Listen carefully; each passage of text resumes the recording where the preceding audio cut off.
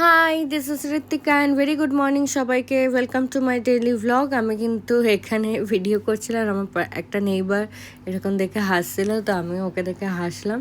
তারপরেই কিন্তু আমি এখানে মেন রাস্তায় চলে এসেছি। আজকে আমার একটা ইন্টারভিউ আছে, তো এখানেই যাব। তো আমি বাসে উঠে গেছি, আর যেখানে ইন্টারভিউ আমি সেখানে রাস্তাতে পৌঁছে গেছি। আর এখানে কিন্তু আমি ঢুকে গেছি ইন্টারভিউ দিতে।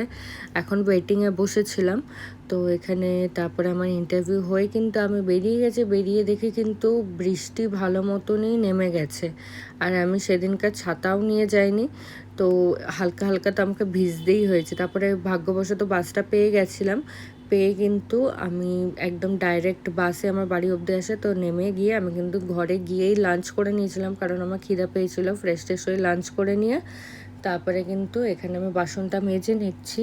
আর তোমরা লাঞ্চে দেখতেই পারলে যে কলমি শাকের ঝোল ছিল। এটা হচ্ছে আমার ঠাম্মার স্পেশাল, যেটা মাও শিখেছিল ঠাম্মার থেকে, তো ওটাই করেছিল। আর সসেজ ভেজেছিলাম ওর সাথে। তো ওটা খেয়ে নিয়ে বাসনটা মেজে কিন্তু আমি এখন বিছনাটা গুছিয়ে নিচ্ছি। আর এখানে কিন্তু আমি রেডিও হয়ে গেছিলাম, কারণ বিছনাটা গুছিয়ে কিন্তু একটুখানি বেরোতে হতো। মা দিয়েছিল, আর মৈনাকও চলে এসেছিলো, আর মা কিছু জিনিস কিনতেও দিয়েছিল, তো এর জন্য বিছানাটা গুছিয়ে কিন্তু আর তারপরে চুলটা আঁচড়িয়ে বেরিয়ে যাব। এখানে তো জানোই এটা মা পায়ে দেয়, কম্বলটা তো রোজই আমাকে একটা পুরো ভালো করে গোছাতে হয়। তো এগুলোই গুছিয়ে নিয়ে কিন্তু এখন আমি চুল আঁচড়াতে বসে গেছি। আমার কেন জানি না আবার সেই হেয়ার ফলটা শুরু হয়েছে, বুঝতে পারছি না কেন। তো এর জন্য আমি খুব আবার ওয়ারিড।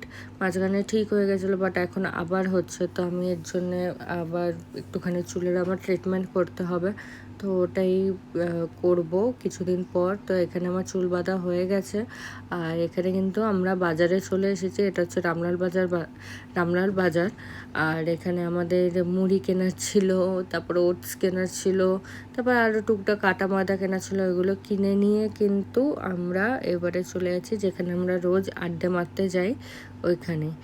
আর এখানে পৌঁছে গেছি, আর এখানে একটু পরেই বিপ্লব দ্বারা আসবে। আর এখানে আমি আমার আর মৈনাকের জন্য চা নিয়ে নিয়েছিলাম, একটা বিস্কিট নিয়ে নিয়েছিলাম। আর নিয়ে কিন্তু এই যে বিপ্লব দ্বারা এসেছে, বাট আমাদেরকে তখনই বেরিয়ে যেতে হচ্ছিল, কারণ ওর তো নাইট শিফট, তো তার জন্য আমাদের তাড়াতাড়ি বাড়ি যেতে হচ্ছিল হয় এখন। তো 9:30 বেজে গেছিলো বলে আমরা কিন্তু বেরিয়ে যাচ্ছিলাম। 9:30 একটু বেশি বেজে গেছিলো, তো এখন কিন্তু আমরা বেরিয়ে যাচ্ছি আর বাড়ি চলে যাচ্ছে। ও ওর বাড়ি চলে যাবে। আর এখানে গরম সেদিনকার খুব একটা ছিল না, মোটামুটি মানে ঠান্ডা ওয়েদারই ছিল। আর এখানে কিন্তু আমাকেও বাড়ি ছেড়ে দিয়ে মাও চলে এসেছিলো।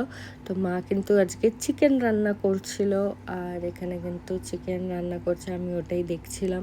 আর এখানে কিন্তু ওই দিনকার আর্জেন্টিনার খেলা ছিল, তো আর্জেন্টিনার খেলাও কিন্তু আমি চালিয়ে দেখছিলাম। আমি মনে করি মানে আমি যখন আমার টিমের খেলা হয়, মানে আমি যেই টিমের ফ্যান আমি তখন দেখি না, বাট আজকে একটুখানি দেখছিলাম। বাট যেহেতু আর্জেন্টিনা অলওয়েজ জেতে, তো জিতেইছে। আর এখানে দেখতে দেখতে কিন্তু ডিনারও হয়ে গেছিলো, মানে ডিনার মা রেডি করে দিচ্ছিলো, তো আমি এখন খেয়ে নিচ্ছি আর তার সাথে খেলা দেখছি। আর চিকেনটা তো দুর্দান্ত হয়েছিল, ওটাই আমি এখন মন ভরে খেয়ে নিচ্ছি। আর তারপরে কিন্তু খেলা দেখার পর আমি রাগ চালিয়েছিলাম, এটা দেখতে দেখতে আমি শুয়ে পড়েছিলাম তখন। আর এখানেই আমার ডেটা এন্ড। তো টাটা, গুড নাইট, আবার দেখা হবে তোমাদের সাথে কাল।